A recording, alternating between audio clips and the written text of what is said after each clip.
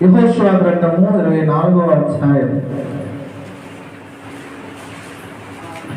15వ వచనాన్ని నేనే చదువుతున్నాను. దయచేసి అందరూ కూడా మీ మీ లేఖనాన్ని తెరిచి ఆ మాటను పరిశీలన చేయండి.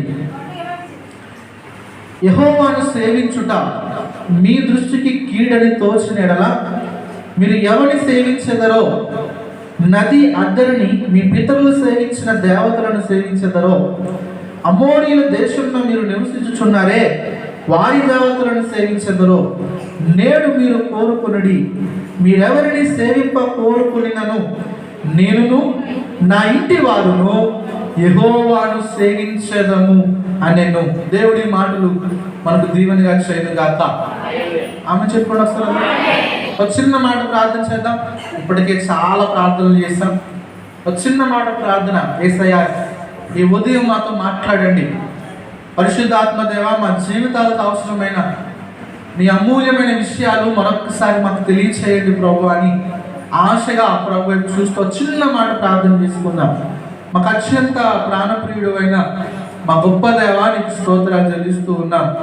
ఈ ఉదయం మరొకసారి నీ దయ కోరుకొని నీ మాట కోసం ఆశపడి ప్రార్థన చేసుకుంటున్నాం. ఇదిగో నాయన, ఈ ఉదయకాల సమయాన్ని మీరు మాకు మేలుగా చేయండి. మీరే మా అందరితో ఆశపడుతున్న మా హృదయాలతో మీరు మాట్లాడి మమ్మల్ని స్థిరపరిచి బలపరిచి సరిచేయమని యేసుక్రీస్తు ప్రభు వారి యొక్క ఉన్నత నామంలో ప్రార్థించి వేడుకుంటున్నాము తండ్రి, ఆమేన్.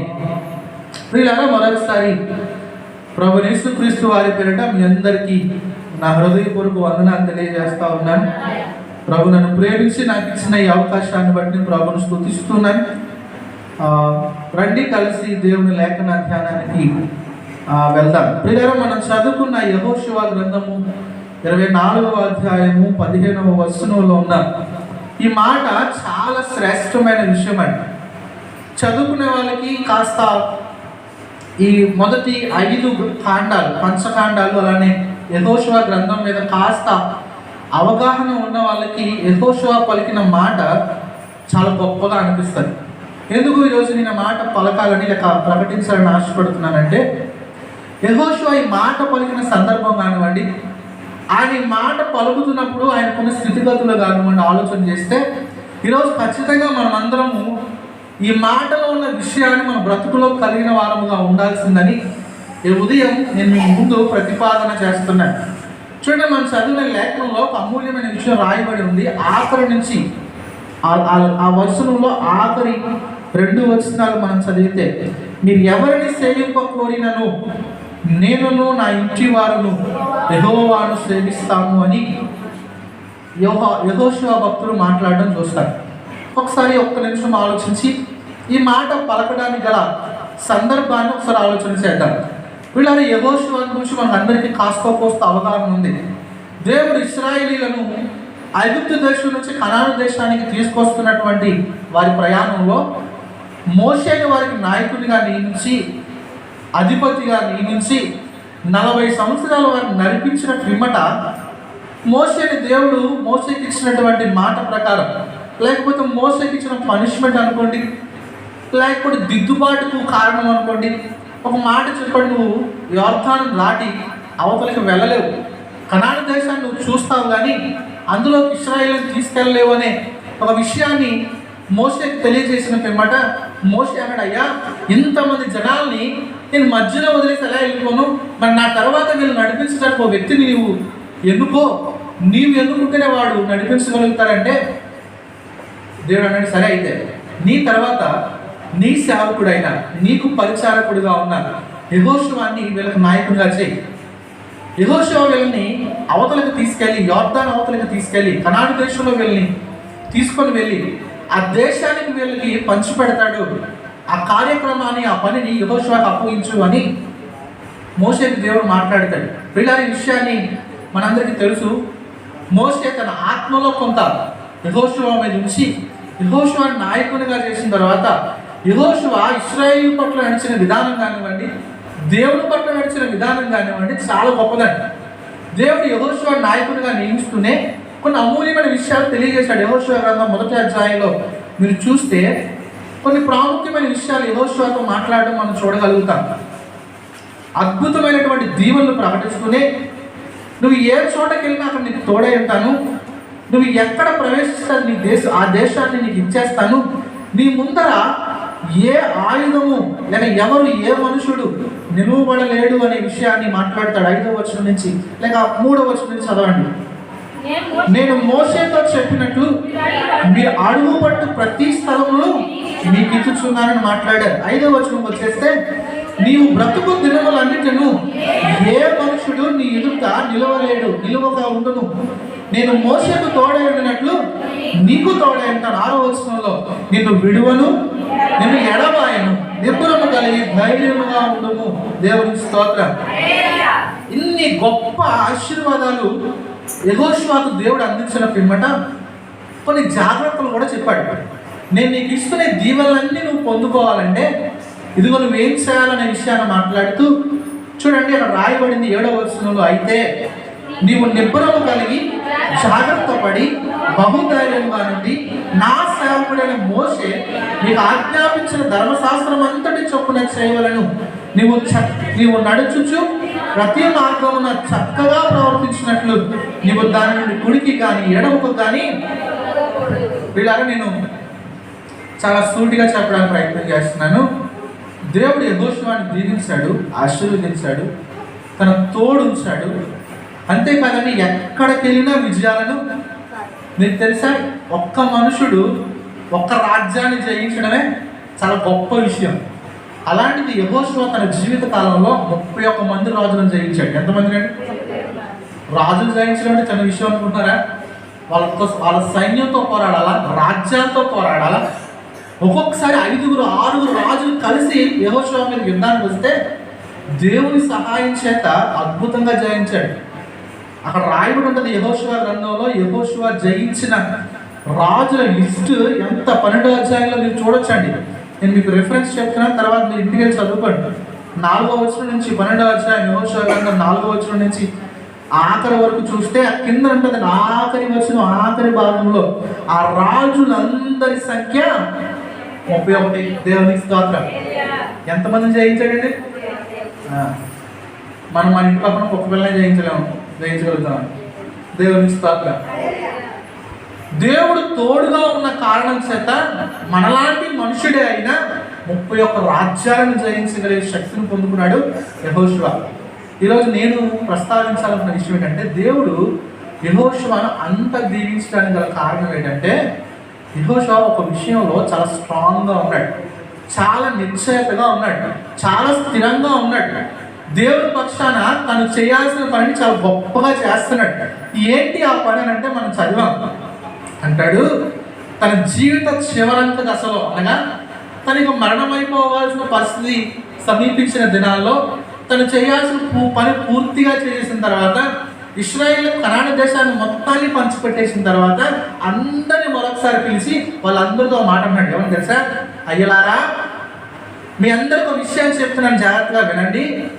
మీరందరూ ఎవరినైనా మీ ఇష్టానుసారంగా మీకు నచ్చినట్లు మీరు వెంబడించండి, అది మీ ఇష్టం, నేను బలవంతం చేయలేను.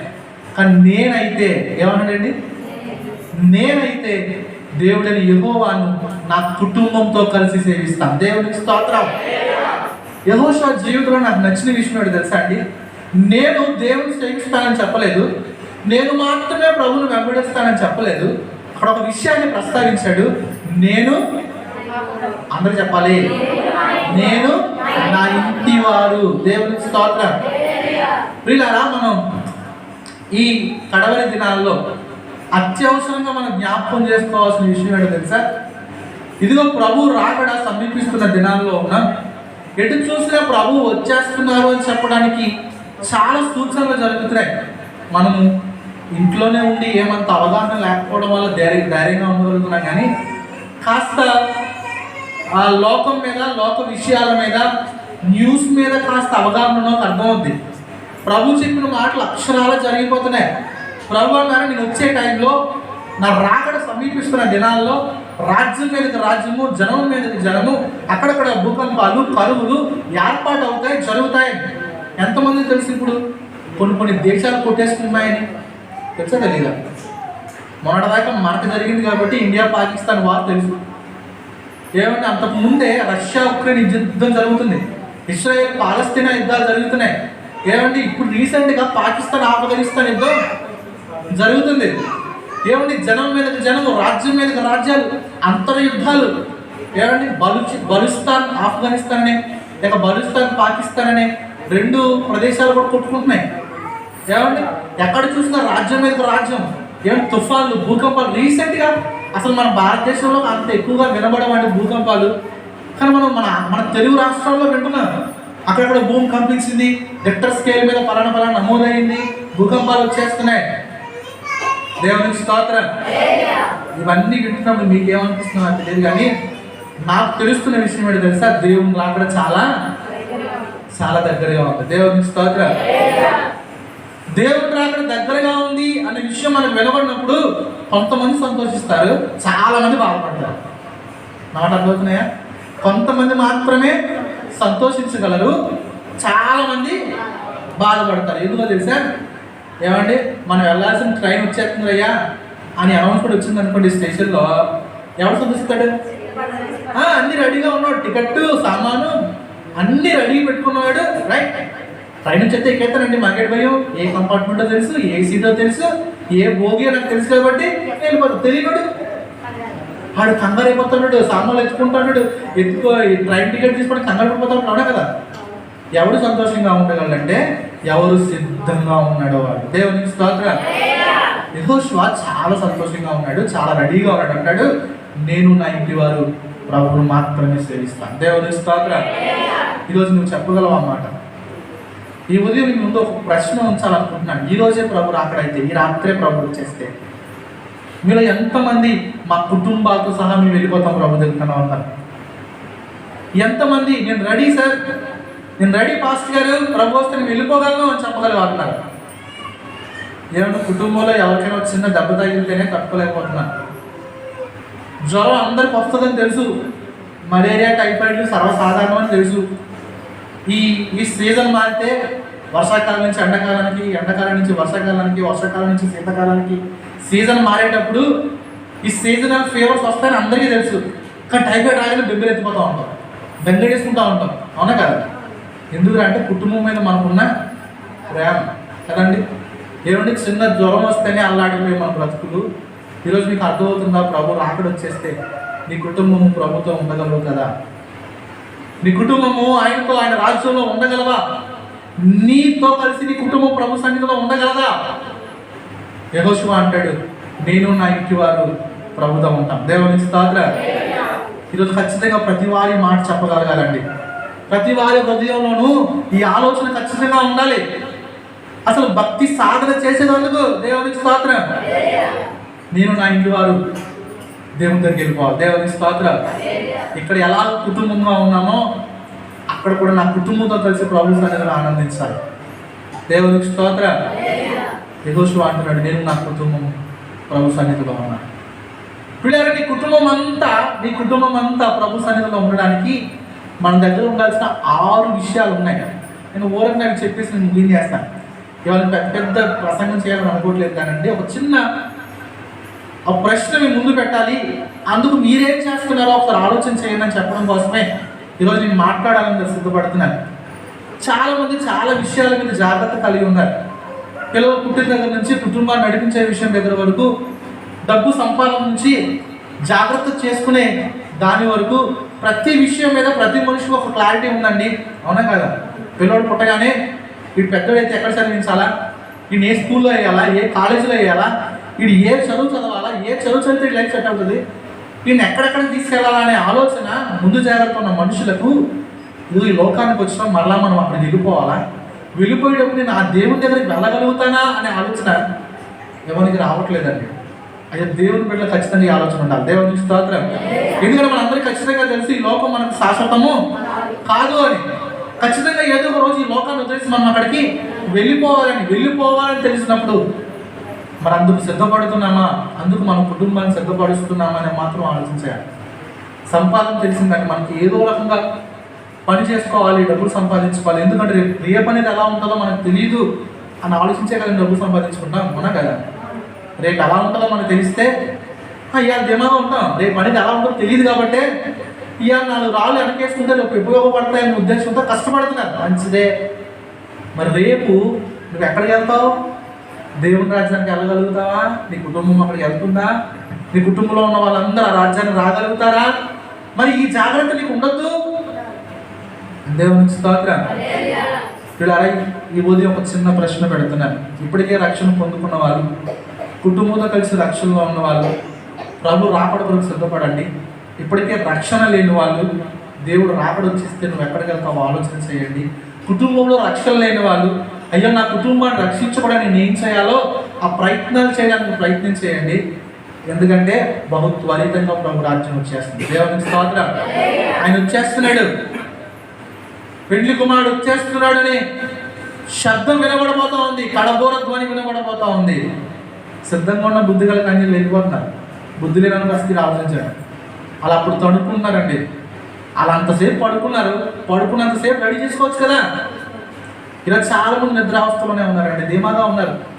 నేను శుక్రవారం కూడా ఆ మాట చెప్పాను. చాలా మంది దేవుని బిడ్డల్లో నిర్లక్ష్యం రావడం గల కారణం ఏంటో తెలుసా? దేవుని మీద కాక ఇంకా దేని మీద వారి మనసు వెళ్ళిపోయిన కారణం.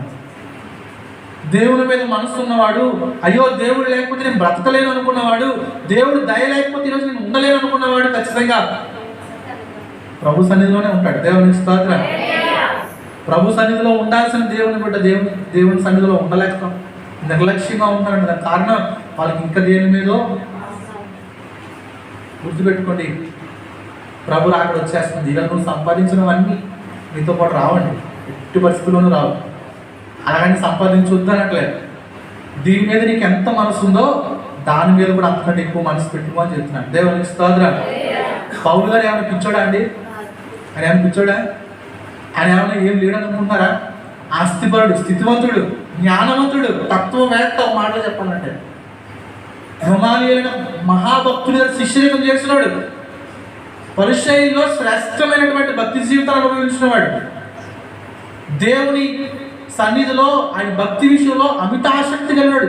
చాలా మంది యేసుక్రీస్తు ప్రభువుని బిడ్డలు చంపేశాడనే నింద వేస్తారంటే అది కూడా దేవుని మీద భక్తితోనేనండి. మీకు తెలుసా?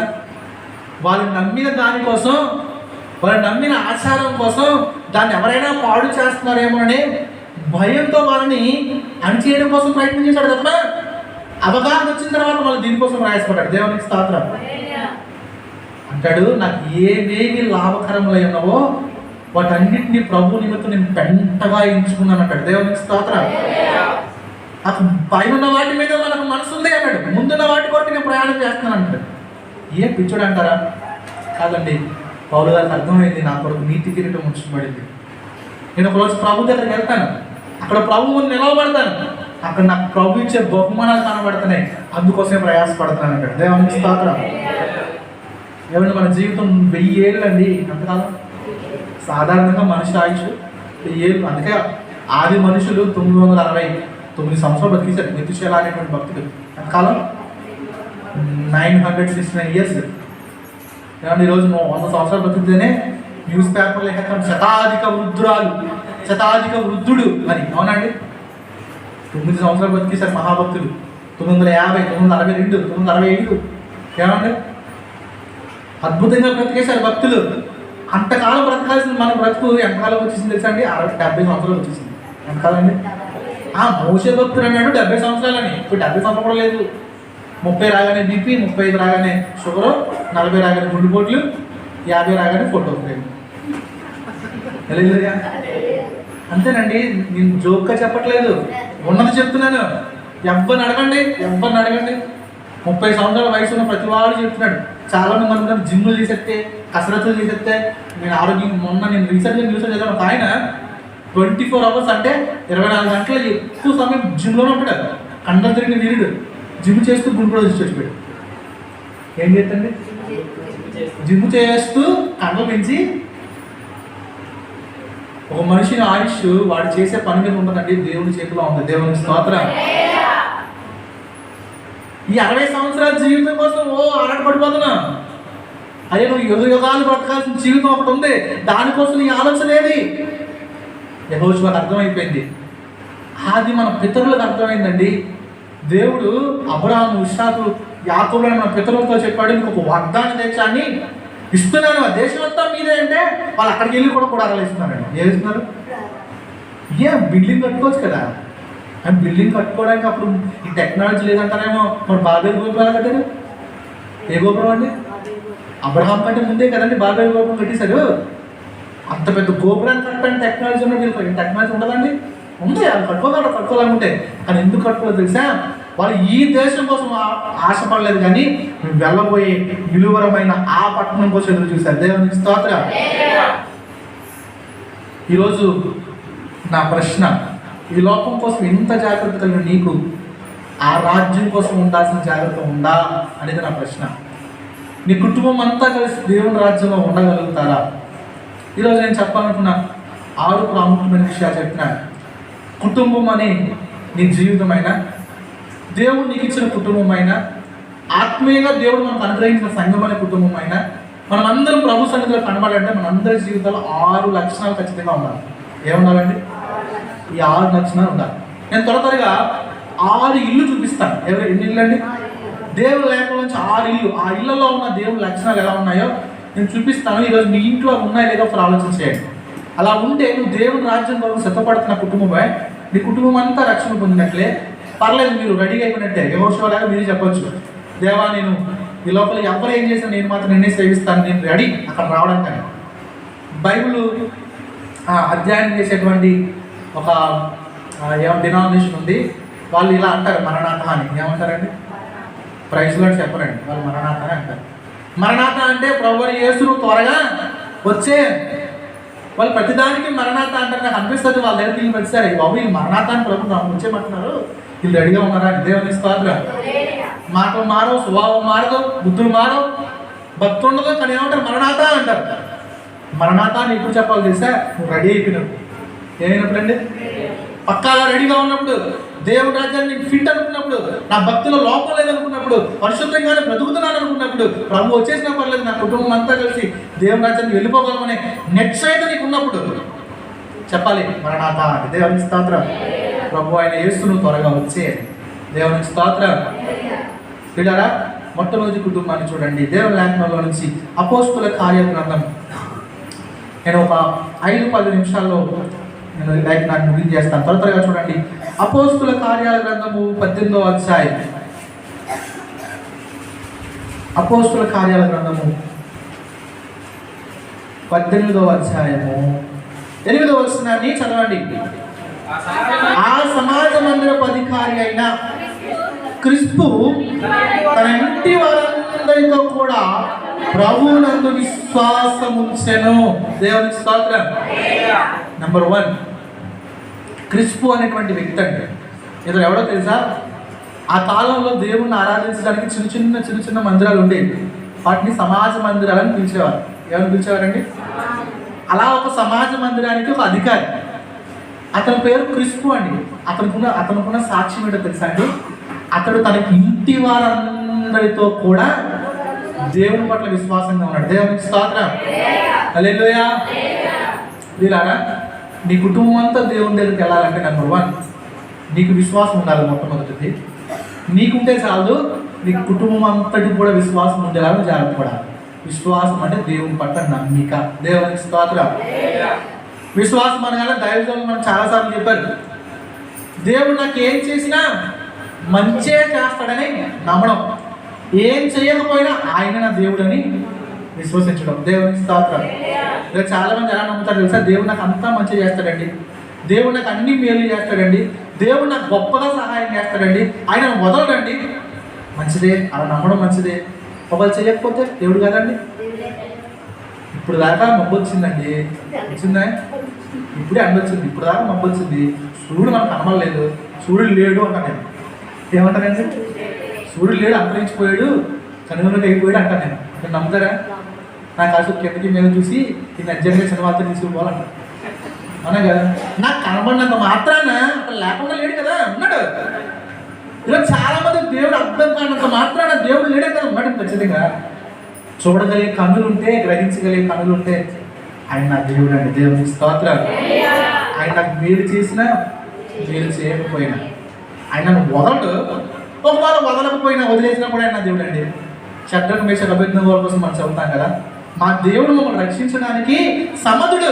ఒకవేళ రక్షించకపోయినా కూడా మేము ఇంకొకరు నమ్మం, ఆయనే మా దేవుడు.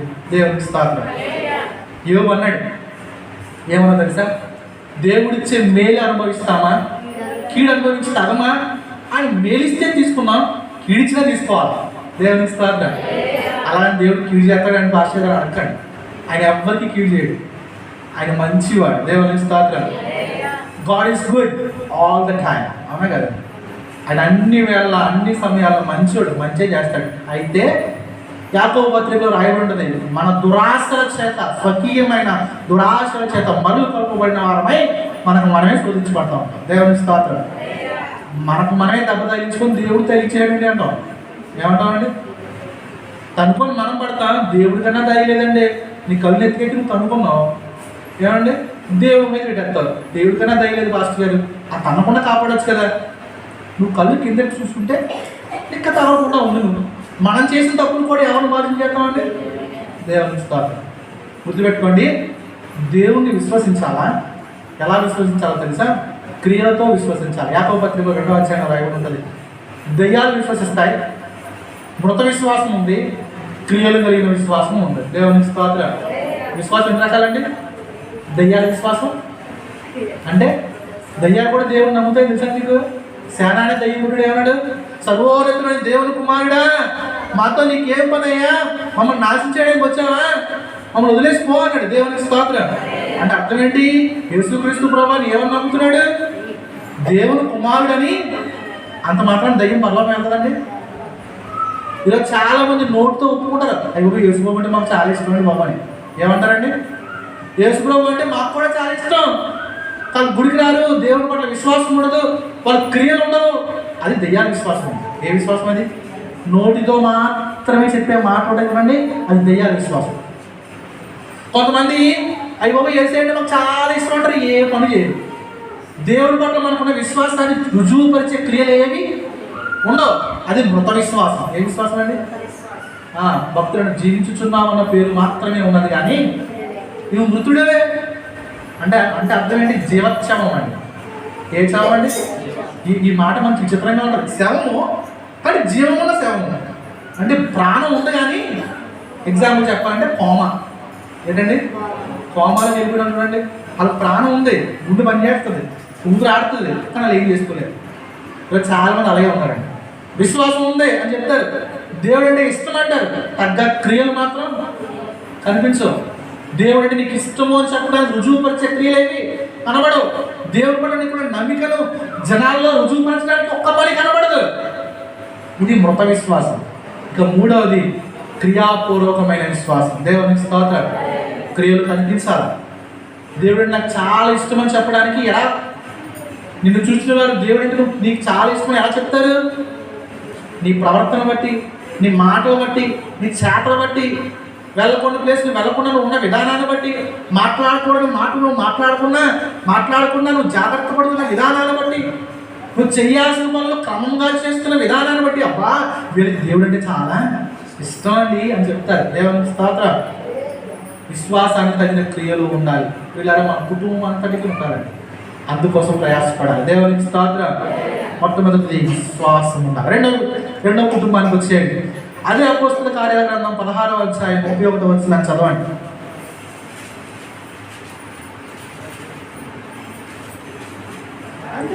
అందుకు వారు ప్రభువైన యేసునందు విశ్వాసం ఉంచుము, అప్పుడు నీవును నీ ఇంటి వారిను రక్షణ పొందుదురు.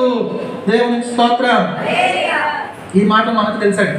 పౌలు శీలలు పుత్తోని దయ్యాన్ని వదలగొట్టినందుకు జైల్లో వేయబడ్డారు. శుభ్రంగా చెత్తపొట్టబడి మధ్యరాత్రి వేళ వాళ్ళు పాటలు పాడుతూ ఉండగా చెరసాల పునాదులు అదిరిపోయాయి, వాళ్ళ సంఖ్యలు పడిపోయాయి, అందరూ పారిపోయారు. మన జైలు తను చంపేసుకుందాం అనుకుంటే పౌలు అన్నాడు, అయ్యా నువ్వు చంపుకోవాల్సిన అవసరం లేదయ్యా, నువ్వు ఎవ్వరు ఎక్కడికి పారిపోలేదు, ఎక్కడే ఉన్నావు అనగానే జైలు అంతా బుర్ర పాడైపోయిందండి. ఏ ఖైదీ అన్న అవకాశం ఉంటే పారిపోతాడు, వీళ్ళేంటి అన్ని తలుపులు తెరవబడ్డాయి, సంఖ్యలు వదిలేయబడ్డాయి, వెళ్ళిపోవడానికి అవకాశం ఉన్నా కూడా ఎందుకు ఉండిపోయారు? ఆయనకు అప్పుడు ఆలోచించాడు, అర్థమైంది, అయ్యలారా మేము మీకు ఏం చేయాలని అడిగితే వాళ్ళు చెప్పారు, నువ్వు ప్రభువుని యేసునందు విశ్వాసం ఉంచు, అప్పుడు నీకు రక్షణ వస్తుంది. దేవునికి స్తోత్రం. ఆ కింద రాయబడింది 34వ వచనంలో, మరియు అతడు వారి ఇంటికి తోడుకొని వచ్చి భోజనం పెట్టి దేవుని యందు విశ్వాసం ఉంచిన వాడే తన ఇంటి వారందరితో కూడా 33వ వచనం ఉంటది, అతని ఇంటి వారందరూ రక్షణ పొందుకున్నారండి. దేవునికి స్తోత్రం. విశ్వాసం ఉంచుకున్నావా? నీ కుటుంబం అందరితో విశ్వాసం ఉంచుకున్నావా? అయితే నీకు రక్షణ ఉంటుంది. దేవునికి స్తోత్రం. ఇక్కడ మీరు గుర్తుపెట్టుకోండి, రక్షణ బాప్తిస్మా రెండు తేడాలు ఉన్నాయండి. రక్షణ అంటే దేవుని యొక్క కాపుదల, భద్రత, ప్రొటెక్షన్. నువ్వు ఎప్పుడు దేవుని నమ్మావో నీకు ఆయన ప్రొటెక్షన్ వస్తుంది. దేవునికి స్తోత్రం. నువ్వు ఎప్పుడు దేవుని పట్ల విశ్వాసం ఉంచుతున్నావో నీ కుటుంబంతో కలిసి నీ కుటుంబం అంతటికి దేవుని భద్రత ఉంటుందండి. చాలా మంది అయ్యా నన్ను రక్షించే, నేను కాపాడే, భద్రపరిచి ముందు విశ్వాసం ఉంచు. దేవుని లేఖనం చెప్తుంది, నమ్ముడు నీ వలన అయితే ఏం సాధ్యము? ఆయన రక్షణ సాధ్యమే, కార్యాలు జరగడము సాధ్యమే, అద్భుతాలు జరగడము సాధ్యమే, దేవుని కొరకు సాక్షిగా బ్రతకడము ఎప్పుడు? నువ్వు ఆయన నమ్మినప్పుడు. దేవునికి స్తోత్రం. మొట్టమొదటి దేవుని పట్ల నువ్వు విశ్వాసం ఉంచు నీ కుటుంబంతో కలిసి. రెండవది రక్షణను పొందుకో. దేవునికి స్తోత్రం. దేవుని భద్రత పొందుకో. ఇంకా మూడో విషయాలు చెప్తున్నా చూడండి. నువ్వు దేవుని రక్షణ పొందుకున్నావు, దేవుని పట్ల నీకు విశ్వాసం ఉంది అని చెప్పడానికి బహిరంగ సాక్ష్యం అంటే తెలుసా? బాప్తిస్మం. దేవుని స్తోత్రం. బాప్తిస్మం అనేది ఒక విట్నెస్ అండి, సాక్ష్యం. దేవుడు నా పాపాలు కడిగాడు, ఆయన శుద్ధి చేశాడు అని చెప్పడానికి రుజువు అది. యేసు రక్తం చేత నా పాపాలు కడగబడ్డాయి, నా కుటుంబం రక్షించబడింది అని చెప్పడానికి బహిరంగ సాక్ష్యం. బాప్తిస్మం సీక్రెట్గా తీసుకెళ్తారండి. ఒక 2 ముగ్గురు 10 మందిని తీసుకెళ్తామా? వీళ్ళందరూ దీనికి సాక్ష్యం. అంతకుముందు అయితే ఊరంతా ఊరేగించి కూడా తీసుకెళ్ళేవాళ్ళు, డబ్బులు పట్టుకుంటూ పాటలు పాడుకుంటారు. ఇక వీళ్ళందరూ ప్రభువుని విశ్వాసం ఉంచుతున్నారు. ఈ రోజు వీళ్ళు దేవుడు పెట్టలేరు, వీరి జోలికి ఎవరో రావడానికి వీళ్ళని చెప్పడానికి సాక్ష్యం అంటే అది బహిరంగ సాక్ష్యం ఉందా నీకు? You should have witness life. నీ జీవితంలో నీ కుటుంబంతో కలిసి సాక్ష్య జీవితాన్ని ఉండాలి. మీరు దేవుని బిడ్డలము, దేవుని కొరకు బ్రతికేవాళ్ళు. దేవునికి స్తోత్రం. ఉందండి. లేదంటే వాళ్ళు కూడా మళ్ళీ యేసు భక్తులని పేరే కానివ్వండి, మళ్ళానే ఉంటారండి, పేరే మారింది. దేవునికి స్తోత్రం. ఇది సాక్ష్యమేనండి. నీ కుటుంబం కోసం ఏ సాక్ష్యాన్ని కలిగి ఉన్నా ఆదివారం గుడికి పోతారండి, పండుగలు వచ్చినప్పుడు పండుగలో కూడా మాతో పాటు ఉంటారండి. ఆదివారం గుడికి పోతారండి, మేము వేసినట్టే వాళ్ళు డ్యాన్స్ వేస్తారండి, వాళ్ళు పిండి వంటలు వండుకుంటారండి, వాళ్ళు చేస్తారండి. నార్మలేనండి, పేరు మాత్రమే మారిందండి. దేవుని స్తోత్రం. ఇది సాక్ష్యమే. వాళ్ళు దేవుని బిడ్డలండి, వాళ్ళు అందరూ ఉన్నట్టు ఉంటారండి, వాళ్ళ మాటలు వేరుగా ఉంటాయండి, వాళ్ళ పద్ధతి వేరుగా ఉంటుందండి, వాళ్ళపై ఎంత ప్రేమగా ఉంటారండి, వాళ్ళ ప్రవర్తనే అద్భుతంగా ఉంటుందండి. ఇది సాక్ష్యమేనండి. దేవుని స్తోత్రం. ఏ సాక్ష్యాన్ని కలిగి ఉన్నావు నువ్వు నీ కుటుంబంతో కలిసి? దేవునికి స్తోత్రం. ఇక చాలామంది కుటుంబాన్ని భద్రం చేసుకోవడం తెలియక చాలా ఇబ్బందులు పడుతున్నారండి. పిల్లల విషయంలో, పెద్దల విషయంలో. ఏమండి, చిన్నప్పటి నుంచి పిల్లల్ని భద్రంగా పెంచుకోవాలి, చాలా భద్రంగా భయభక్తుల్లో పెంచాలి. అప్పుడు వాళ్ళు ఈ మాట వింటారు. అయ్యో నా పిల్లలు నా మాట వింటలేదంటే ఇది ఎలా వింటాడు? ఎలా వింటాడండి? వాళ్ళు దేవుళ్ళు పెంచుకున్నావా? చాలామంది మనం అంటూ ఉంటారు ఆట పట్టించడానికి, నువ్వు ఇంకా నేను ఆట అంటే రా ఏమంటారండి? పెద్దోడయ్యో 30 సంవత్సరాలు వచ్చింది, పెళ్ళి అయ్యో, పిల్లలు పుట్టారు, ఇంకా నాన్న నాన్న అమ్మ అమ్మ అంటారండి. మీరు ముగ్గురును మేము అలాగే పెరిగాం. దేవునికి స్తోత్రం. ఎలా పెరిగాం? తల్లిదండ్రుల మాటలు లోబడాలా, అది దేవుని లేఖనం మాకు నేర్పించింది. మేము అలాగే పెరిగాం, అలాగే ఉంటాం, నీకు నచ్చినా నచ్చకపోయినా. ఏమంటే పిల్లలు 10th వస్తే చాలు నువ్వు ఎవడమో చెప్పడానికి అంటారు. అవునా? ఇంటర్కి వెళ్తే చాలు మా అంత పోటుగా లేదనుకుంటున్నారు. డిగ్రీకి వస్తే చాలు నేను చేసిందే న్యాయం, నేను చేసిందే చట్టం అనుకుంటున్నారు. అలా పెరగడం గల కారణం ఏంటో తెలుసా? వాటిని పెంచిన పెంపకం. దేవునికి స్తోత్రం. పిల్లల పట్ల జాగ్రత్తగా ఉన్నావు. నువ్వు జాగ్రత్తగా పెంచు, దేవునిలో పెంచు, దేవుని మాటలు నేర్పించి పెంచు. దేవుడు లేక చెప్తుంది, బాలుడు నడవవలసిన త్రోవలు వాడికి నేర్పించు, పెద్దవాడని ఇప్పుడు దానిలోంచి వాడు. దేవుని లేఖనం అంటది. యవనస్తులు దేని చేత తమ నడతను శుద్ధి చేసుకుంటారు? దేవుని వాక్యాన్ని జాగ్రత్తగా చూచుకోండి చేతనే కదా అని రాయబడింది 19వ కీర్తనలో. ఇలా గుర్తుపెట్టుకోండి. ఆ చిన్నపిల్లల తల్లి చెప్తున్నాను, నీ కుటుంబం బాగుండాలంటే నువ్వు బాగుండాలా, నువ్వు దేవుని పట్ల విశ్వాసం ఉండాలా, నీకు దేవుని రక్షణ ఉండాలా, నువ్వు బహిరంగ సాక్ష్యాన్ని కలిగి ఉండాలా, అది నీ బిడ్డల దగ్గర నుంచి మొదలెట్టాలి. దేవుని స్తోత్రం. ఏమండి, బిడ్డలు చూసి పేరెంట్స్ ఎలా ఉంటారో చెప్పేయచ్చండి. తెలుసా మీకు? పిల్లలు చూసి తల్లిదండ్రులు ఎలా ఉంటారో చెప్పేయచ్చండి. నేను రీసెంట్గా ఒక 10 రోజుల క్రితం అనుకుంటా ఊరు వెళ్ళామండి. అయినా నేను అవి చెప్పడానికి ఏ కొత్తపల్లి అంటే వినే ఉంటాను, అన్నవరం దగ్గర కొత్తపల్లి అని ఊరు ఉంది. ఏ కొత్తపల్లి, అన్నవరం కొత్తపల్లి. అక్కడికి వెళ్ళామండి మీటింగ్కి. ఉదయకాలం వాక్యం చెప్పేసాం, మధ్యాహ్నం కూడా వాక్యం అయిపోయింది. మళ్ళీ రాత్రికి వాక్యం చెప్పాలి. మధ్యలో కొంచెం గ్యాప్ దొరికిందండి. మమ్మల్ని రూమ్లో పెట్టారు. నేను 5 ఏదో కావాలంటే షాప్కి వెళ్తున్నాను, నడుచుకుని వెళ్తా ఉంటే ఒక చిన్న కుర్రోడు అండి, నాకు అంతా కలిసిలో మన అకులాల పెద్ద అబ్బాయిలా ఉంటాడు. మాటలు కూడా చిన్న చిన్నగా వస్తున్నాయి. ఆడికి చిన్న కుర్రాడు, ఎల్కేజీ చదువుతున్నాడు. వాడిని చచ్చికొచ్చిన కుర్రాడే, బాబు నాతో తోడొస్తావా అంటే, అలాగే పాస్టర్ గారు వస్తానండి పాస్టర్ గారు అన్నాడు. బాబు నీ పేరేం పేరురా అంటే, పాస్టర్ గారు నా పేరు అయూష్ అండి.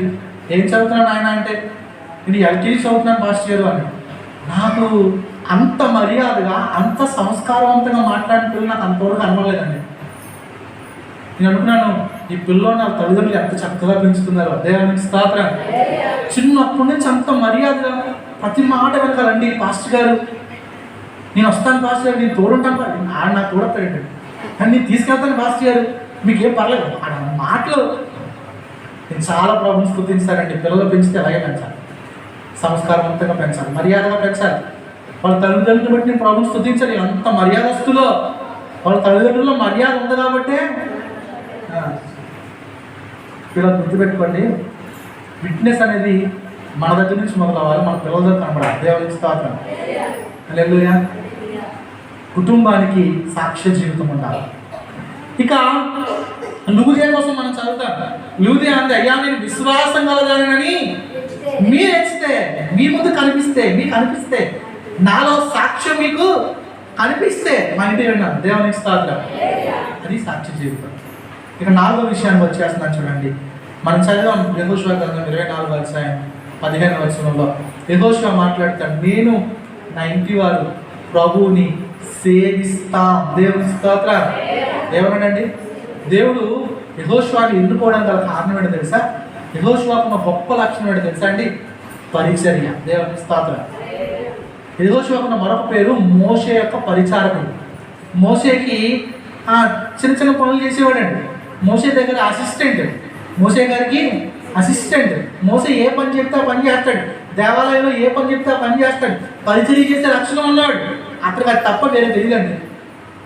మోసేని యుద్ధం చేయడానికి యుద్ధం చేస్తాడు, మోసేలో సామాన్లు తోమనాడు తోముతాడు, దేవాలయంలో దీపం వెలిగించుకుంటే వెలిగిస్తాడు. నువ్వు ఏ పని చేయాలంటే ఆ పని చేస్తాడు. మోసే చెప్పిన పని చెప్పినట్లు చేయడం తెలుసు యెహోషువకి. గొప్ప పరిచారకుడు, అందుకే నాయకుడు అయిపోయాడు. దేవునికి స్తోత్రం. ఈరోజు మనకు ఉండాల్సిన లక్షణం ఏంటో తెలుసా అండి? మన కుటుంబానికి ఉండాల్సింది పరిచర్య చేసే లక్షణం ఉండాలి. ఏముండాలి? నేను మన పెద్దయ్య గారు చెప్తా ఉండగా విన్నాను. ఒక కుటుంబం ఉండిందంట. వాళ్ళ ఆవిడ ఉదయాన్నే మందిరానికి వెళ్ళాలి కదండి, ఉదయాన్నే వేసి పరిచయం చేస్తూ ఉంటే వాళ్ళ నాన్న అక్కడ 2 కొడుకులు తీసుకొని ఉదయాన్నే వెళ్ళిపోతుండట. ఏమయ్యా ఎక్కడికి వెళ్తున్నావు అని అడిగితే, లేదు మందిరానికి వెళ్తున్నాను, ఈరోజు ఆరాధన కదా, అందరూ వస్తారు, మందిరం శుభ్రంగా ఉండాలి కదా, నేను నా కొడుకులు వెళ్ళి మందిరాన్ని శుభ్రం చేసి వస్తాను అని ఉదయాన్నే వెళ్ళి మందిరాన్ని తుడిచి పిల్లలతో కలిసి మందిరాన్ని తుడిపించి కడిగించి శుభ్రం చేయించి అన్ని పరిచి అన్నీ రెడీ చేసి అప్పుడు వాళ్ళు వచ్చి రెడీ అయ్యి మందిరానికి వెళ్ళారంట. ఆయన ఎవరో తెలుసా అండి? Circle inspector of police, CI అండి. ఒక ఉన్నతమైన పదవిలో ఉన్నటువంటి వ్యక్తి. ఆయన అన్నాడు, ఈరోజు నాకున్న ఈ స్థితి నేను పరిచయం చేయడం వల్ల నాకు వచ్చింది. నాకు చిన్నప్పటి నుంచి దేవుని మందిరంలో పరిచయం చేయడం ఇష్టం. నేను ఆ పరిచయం చేయడం వల్ల దేవుని ఈరోజు దీవించండి. నా కొడుకులు కూడా అది నేర్పిస్తున్నాను. వాళ్ళది నేర్చుకుంటే వాళ్ళు దీవించబడతారు. దేవునికి స్తోత్రం. ఇది అర్థమవుతుందండి? మనం మాత్రం ఏం చెప్తాం తెలుసా అండి? ఇప్పుడు లేట్ ఎవరా మనం అంటే నేను మీకోసం చెప్పట్లేదు, జనరల్గా చెప్తున్నాను. ఏమన్నా నువ్వు లేట్గా ఎవరు లేదంటే ఆ ఎన్ని పనులను చేస్తారు. మనం పరిచర్య చేసే వాళ్ళమే అంటారా? ఏమన్నది? యెహోషువను దేవుడు దీవించిన గల కారణం, యెహోషువకు ఉన్న లక్షణం పరిచర్య. దేవునికి స్తోత్రం. అద్భుతమైన పరిచయం చేశాడండి. అందుకని దేవుడు యెహోషువని గొప్ప నాయకుని చేశాడు. యెహోషువ మాత్రమే కాదు, తన కుటుంబం అంతా దేవుని సన్నిధిలో ఉంది. దేవునికి స్తోత్రం. హల్లెలూయా. 4వ లక్షణం, పరిచర్య చేసే లక్షణం ఉండాలి.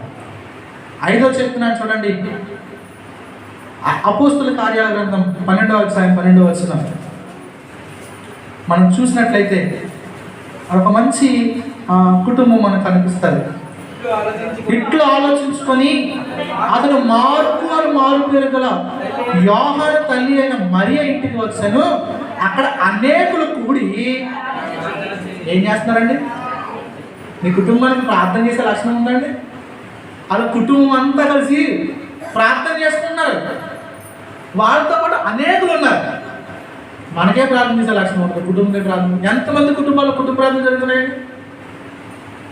ప్రతిరోజు సాయంత్రం ఉదయం కూర్చొని ఉన్న 3 4 2 ఒక మాట చదువుకొని, ఒక పాట పాడుకొని, ఒక చిన్న మాట ప్రార్థన చేసి, అయ్యా మా కుటుంబాన్ని కాయండి, మా కుటుంబాన్ని భద్రపరచండి అని ప్రభుత్వం ఎంతమంది చెప్పుకుంటున్నారు?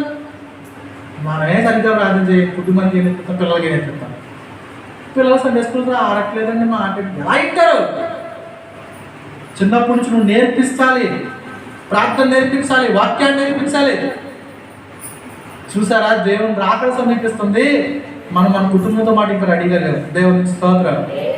ఈరోజు దేవుడు మాట్లాడుతున్నట్టు సహోదరులారా, నీ కుటుంబానికి విశ్వాసం ఉందా? నీ కుటుంబానికి రక్షణ ఉందా? నీ కుటుంబానికి బహిరంగ సాక్ష్యం ఉందా? నువ్వు దేవుని బిడ్డలని నీ కుటుంబానికి పరిచయం చేసే లక్షణం ఉందా? నీ కుటుంబానికి చెప్పండి, ప్రార్థన చేసే లక్షణం ఉందా? కుటుంబం అంతా కలిసి ప్రార్థన చేయగలుగుతున్నారా? కుటుంబం అంతా కలిసి ప్రభు సన్నిధిలో ఉండగలుగుతున్నారా? మీకు విషయం తెలుసా, నీకు పరలోకం కావాలంటే ముందు నీ కుటుంబం మినీ పరలోకం అవ్వాలి. ఏమవ్వాలండి? నీ కుటుంబం నీకు చిన్న పరలోకంలో ఉండాలా?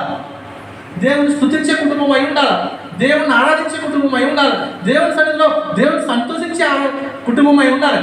ఆ కుటుంబం మందిరంలో అలా ఉండాలి. అప్పుడు యుగయుగాలు అక్కడ అలా ఉంటుంది. దేవుని స్తోత్రం. ఉన్నాయి ఈ లక్షణాలు. ఇవన్నీ కలిగి ఉన్న కుటుంబం ఏ కుటుంబం తెలుసా? దేవుని యందు భయభక్తులు కలిగిన కుటుంబం. దేవునికి స్తోత్రం. 6వ లక్షణం, దేవుడు అంటే భయం ఉన్న కుటుంబమై ఉండాలి. ఉందా? ఎంతమంది దేవుడు అంటే భయం ఉందండి? ఈరోజు దేవుడు మనకు అలవాటైపోయి చులకనైపోయి, పర్లేదు లేండి మన దేవుడే, ఎప్పుడు వచ్చినా పర్లేదు, ఎప్పుడు వెళ్ళినా పర్లేదు, నాకు బొజ్జగిట్టడం తెలియదండి, నాకు మీకు సోపేయడం రాదండి, ఉన్నట్టు చెప్తాను. మనం భక్తిగా ఉన్నామా దేవుడు దీవిస్తాడండి. దేవుడికి ఇష్టంగా బ్రతుకుతున్నామా దేవుడు ఆశీర్వదిస్తాడండి. దేవుడు లక్షలు మన బ్రతులు కనబడుతున్నాయా దేవుడు మన పట్ల రక్షణ చూపిస్తాడండి. అతను నన్ను ప్రేమిస్తున్నాడు కాబట్టే, అతను నా నామం ఎరిగినవాడు కాబట్టే అతను కనపరుస్తాను, నా రక్షణ అతను చూపిస్తాను, అతను గొప్ప చేస్తాను. యథార్థంగా బ్రతుకుతున్నావా దేవుడిని వదలండి. మీరు ఎలా ఉన్నా పర్లేదు, దేవుడు మిమ్మల్ని దీవిస్తాడని చెప్పండి, నాకు రాదండి. ఈ ఉదయం మరొకసారి మీకు హెచ్చరిక అనుకోండి, ఆజ్ఞ అనుకోండి, దేవుని మాటలు అనుకోండి, ఏదైనా అనుకోండి. నీ కుటుంబంతో కలిసి దేవుని సన్నిధిలో ఆయనకి ఇష్టంగా బ్రతికితేనే నీ కుటుంబానికి రక్షణ. చాలామంది అంటారు, అయ్యా ఎప్పుడు చూసినా మా కుటుంబంలోనే వాళ్ళు. అలవాటు చేయి నీ కుటుంబానికి దేవుని విషయాలు, దేవుని సంగతులు. నువ్వు భక్తిగా ఉండు. ఎప్పుడైనా నేను గమనించలేదు, నా కుమారునికి బాగాలేదు, నా బిడ్డలకు బాగాలేదంటే, నువ్వు ప్రార్థన చేస్తున్నావా అని అడుగుతాను నేను. నువ్వు ప్రార్థన చేస్తున్నావా? అసలు నువ్వు భక్తిగా ఉన్నావా? నువ్వు ప్రభుకి ఇష్టంగా బ్రతుకుతున్నావా? అలా ఉంటే నీ కుటుంబానికి ఎన్ని కష్టాలు ధైర్యంగా ఉండొచ్చు, దేవంగా ఉండొచ్చు. ఎందుకు తెలుసా? నీ దేవుడిని వదిలేడు. దేవునికి స్తోత్రం. శ్రమలో నేను అతనికి తోడై ఉన్నాను. దేవునికి స్తోత్రం. ఎవరికి? శ్రమలో నేను అతనికి తోడై ఉంటాను. ఎవరికంటే ఎవరు దేవుడిని ప్రేమిస్తారో వారికి. రోమపత్రిక 8:28 రాయబడింది, తను ప్రేమించు వారికి సమస్తమును సమకూడి మేలుకై జరుగుతున్నాయి. దేవునికి స్తోత్రం. అన్ని సమకూడి జరుగుతాయండి. ఎవరికి? ఎవరు దేవుణ్ణి ప్రేమిస్తారో, ఎవరికి దేవుడు నచ్చినట్టు బ్రతుకుతారో, ఏ కుటుంబం ఈ లక్షణాలన్నీ కలిగి దేవుని యందు భయభక్తులు కలిగి ఉంటారో వారికండి. దేవునికి స్తోత్రం. కుటుంబం అంతా ఉండడం కోసం కుటుంబంలో ఉన్న నీవు నమ్మకంగా ఉండాలి. దేవుడిచ్చిన మరొక బంపరాపర్ ఏంటో తెలుసా అంటే, మంచి అవకాశం ఏంటో తెలుసా? కుటుంబం అంతా రక్షింపబడ్డానికి కుటుంబంలో ఒక్కడు నమ్మకంగా ఉన్నది కానీ ఆ ఒక్కడే కుదురుగా ఉండట్లేదు. నువ్వు నమ్మకంగా ఉండు, నిన్ను చూసి నీ కుటుంబం నేర్చుకుంటుంది, నీ కుటుంబం బాగుంటుంది, నువ్వు బాగుంటావు. దేవునికి స్తోత్రం. సంఘం బాగుండాలంటే ప్రతి కుటుంబం బాగుండాలండి. ప్రతి కుటుంబం బాగుంటే సంఘం బాగుంటుంది. సంఘాలన్నీ బాగుంటే సార్వత్రిక సంఘం బాగుంటుంది. సార్వత్రిక సంఘం బాగుంటే ప్రభువు అక్కడ వచ్చాడు. దేవునికి స్తోత్రం. ఆయనతో యుగాలు ఉంటారు. కాబట్టి ఈ సహోదరులారా, దేవుడిని దీవించాలన్నా, నీ పట్ల దేవుడు మేలు చేయాలన్నా అది నీ చేతుల్లోనే ఉందండి. దేవుడు దీవించాలంటే అది ఎక్కడి నుంచో రాదు. నువ్వు ఎంత భక్తిగా ఉంటున్నావో దానిలో నుంచే దేవుడిని దీవిస్తాడు. శుక్రవారం కూడా చెప్పాను, నీ దగ్గర ఏముందో అది ముందు దేవుడి దగ్గర పెట్టాలి. 5,000 మందికి దేవుడు రొట్లు ఆహారం పెట్టడానికి ముందే అవసరమయ్యాయి. 5 రొట్లు 2 చేపలు. నువ్వు మీ దగ్గర ఏముందో పట్టడానికి ముందు, అయ్యా మా దగ్గర ఏమి ఏదకూడదు, ఏదో ఉంది దగ్గర. ప్రార్థన చేయగలవో, దేవుడి విశ్వాసంగా ఉండగలవో, భక్తిగా ఉండగలవో, నువ్వు చేయగలిగింది ప్రభు సంఘం ముందు శ్రద్ధగా చేయి. దాన్ని దేవుడు దీవిస్తాడు. దేవునికి స్తోత్రం. హల్లెలూయా. అన్నకి చాలా బాగా చేసిందండి. నా తోటికోడలు దగ్గర నా సభతికి 3 మంది పిల్లలు ఉన్నారు. నాకు హ్యామల్ చేస్తుంది, అవమానిస్తుందని ఇంట్లో కూర్చోలేదు. ఇంట్లో కూర్చుందండి. లేదు, దేవుడి సన్నిధికి వెళ్ళిపోయింది. అతను అది చేయగలిగే పని, తను చేయగలిగే పని దేవుడి సన్నిధిలో ఏం చేయగలదో చేసింది. ప్రార్థన చేయగలదు, ప్రార్థన చేసింది. దేవుని అడగగలదు, దేవుని అడిగింది. కన్నీరు కార్చగలదు, కన్నీరు కార్చింది. దేవుడు దాన్ని దీవించాడు. దేవునికి స్తోత్రం. పిల్లలు గుర్తుపెట్టుకోండి, ఈరోజు దేవుని యొక్క ఆశీర్వాదం నీ దగ్గర రావడానికి పని ఆరంభం నీ చేతుల్లోనే ఉంటుంది. నువ్వు ఎంత భక్తిగా ఉండగలుగుతావు అంత దీవెన పొందుకుంటావు. నీ కుటుంబం అంతా ఎంత భక్తిగా ఉండాలి నువ్వు ప్రయాసపడగలవో అంత ఆశీర్వాదం నీ కుటుంబానికి నువ్వు అందజేయగలవు. కాబట్టి పిల్లల ప్రభు రాకడ వచ్చేస్తుంది. మరలా చెప్తున్నాను, ఆయన త్వరగా వచ్చేస్తున్నాడు. పర్లేదు భాస్కర్, ఇంకా చాలా కాలం అనుకున్నారేమో, తెలీదు ఎప్పుడు ఆయన వచ్చేస్తాడు. ఆయన వచ్చేస్తున్నారు, త్వరగా వచ్చేస్తున్నారు. 2000 సంవత్సరాల క్రితమే చెప్పాడు ప్రభు, ఇదిగో నేను త్వరగా వచ్చేస్తున్నాను. 2000 సంవత్సరాలు అయిపోయింది. మళ్ళా ప్రభు ఈరోజు సూచనలు కనబడుతున్నాయి. అప్పుడు సూచనలు కనబడలేదు, ఇప్పుడు సూచనలు కనబడుతున్నాయి. వాతావరణంలో మార్పులు, ఎండ కాయాల్సిన ఏమో ఎండ కాయట్లేదు, వర్షం పడాల్సిన ఏమో వర్షం పడట్లేదు. ఏమండి, వర్షాకాలం ఎండలో, ఎండాకాలంలో వర్షం, శీతాకాలంలో ఏమో వర్షం ఎండలో. ఏమంటే ఇంత దారుణం మారిపోయింది, వాతావరణం మారిపోయింది, పరిస్థితులు కలుషితం అయిపోయాయి, అన్నీ మారిపోతున్నాయి. మనం మాత్రం మారట్లేదు. ప్రభు రాకడ వచ్చేస్తుంది. పిల్లరా, త్వరగా సిద్ధపడదాం, మన కుటుంబాన్ని సిద్ధపరచుకుందాం. ప్రభు రాజ్యంలో మనం అందరం కలిసి ఉండడానికి ప్రయాసపడదాం. అట్లాంటి స్థితి దేవుడు మనందరికీ అనుగ్రహించును గాక. ప్రార్థన చేద్దాం. తలలో